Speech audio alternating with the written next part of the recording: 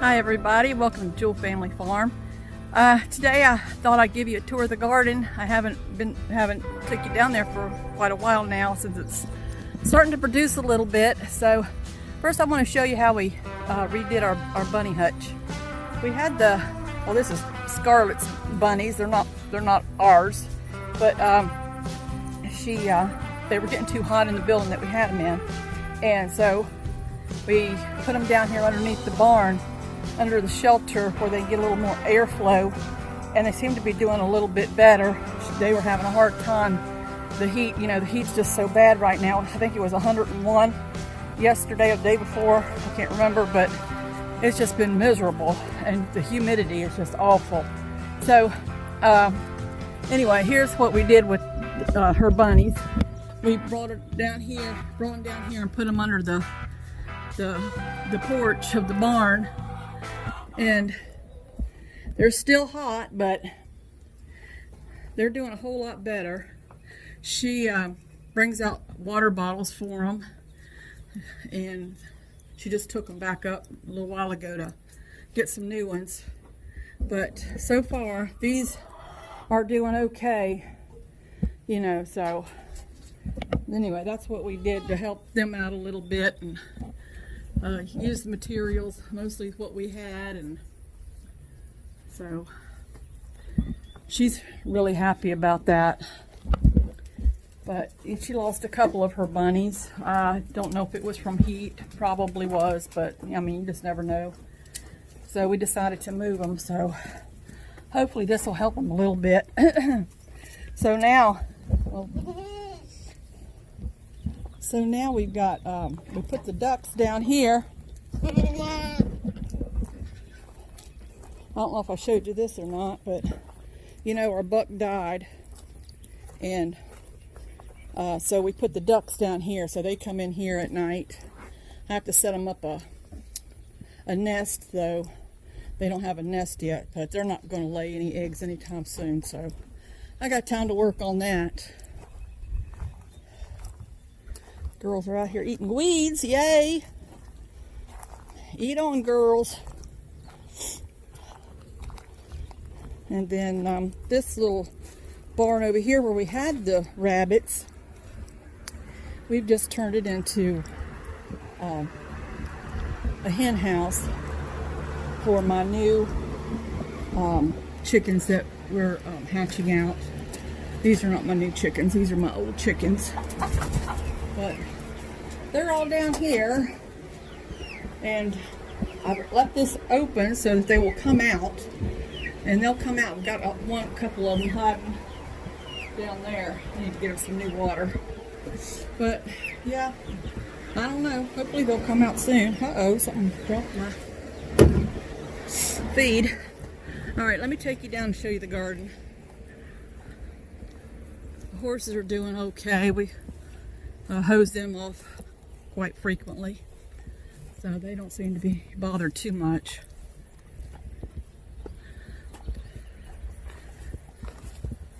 The pigs we wet them down, we hose them off a couple times a day, and because they're just, it's hot where they're at, and we got them in the sun, and we just had no other place to put them. So next time we get pigs, we're going to run them down here in the woods a little bit, like right down in here, so that they have some shade. So next year when we get pigs, that's what we're going to do. But here's the garden. It looks a little bit better. Let me turn this around so I can see what I'm taking pictures of. Okay, so that's my sunflowers, and we got watermelons growing down here. And these are potatoes.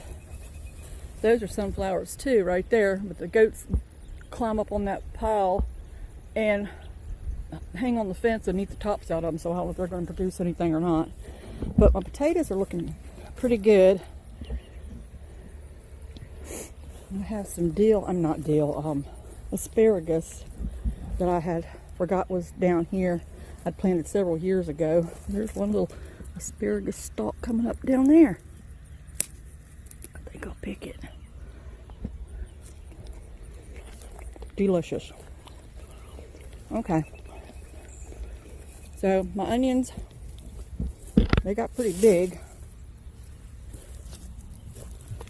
You can see them down in here. Pretty big, got pretty big. So my onions did really well. Let's see if I can get a better shot. There you go. Here's a fairly big one. But they did really well. I got a couple tomatoes planted in here with them. And then these are my greens. I need to probably get them up, get them frozen, and then they might be a little bit too big now. No, they still feel good. Cook them up and freeze them, put them in the freezer. And I just put out a couple of little squash plants this year. Because usually we get so much squash, and I don't like to can it, and I don't really like it frozen, so we just eat it as it comes in.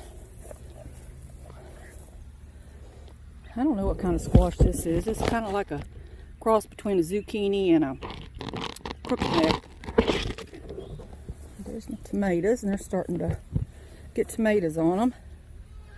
They look pretty good. We haven't had any rain now for weeks, and everything's drying up. I did get out and give them some water last night, but they're, I don't know. I'll probably have to give them some more tonight. I was hoping we'd get some rain. We've had it all around us, but it's never hit us. And there's my beans. The rabbits are eating them.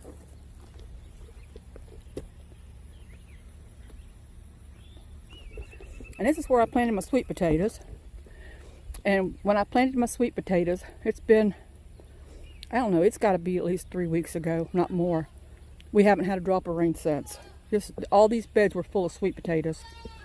So, I don't know. And there I'm getting around building another bed there. And here's some more beans up here that the rabbit's eating. So I don't know if I'm going to get any beans or not. I'm going to have to plant some more. I'm going to have to go in behind them and plant some more. There's our potatoes. We had a good amount of peas. They're all gone now, but we picked all the peas. And then I had all my beets in here, and we picked all those. Got a few tomatoes there. I just stick things wherever I can find a spot to stick them. That's lemon balm. It smells really good. And over in there's carrots with the little fuzzy tops. I'm going to plant some okra in here. It's kind of late, but shoot, it stays, you know, warm up until December here, so it'll probably be fine. Cucumbers are not doing too well. They came up and looked beautiful and green. I do have a few cucumbers coming on here. But I was hoping they'd climb the fence, but don't look like they're going to. I keep trying to train them to go up that way. Oh, I see a cucumber.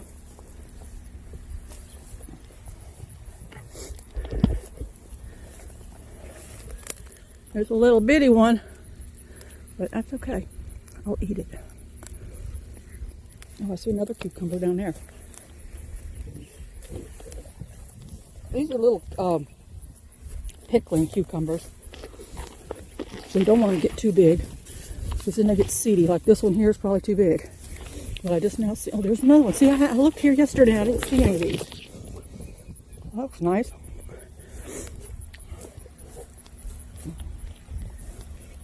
Sorry, I'm chewing.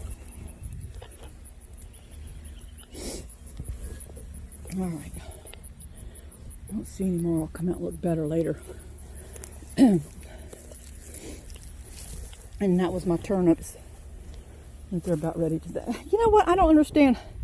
My uncle told me, I told him, I said, we got plenty of turnip tops, but we didn't get any actual turnips. And he said, well, there's a variety that, let me turn this. There's a variety that you can plant that only has the turnip greens, and it never makes the turnips, the actual root.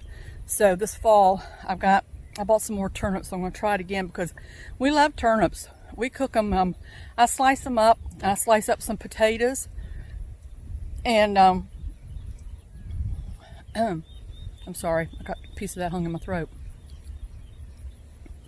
Okay, so we slice up, we peel Okay, let me start over. You cut off all the green parts and you peel the turnips, and then you peel your potatoes and you slice them in round wedges, kind of like thin, pretty thin. You don't want your turnips thick, and your potatoes thin too.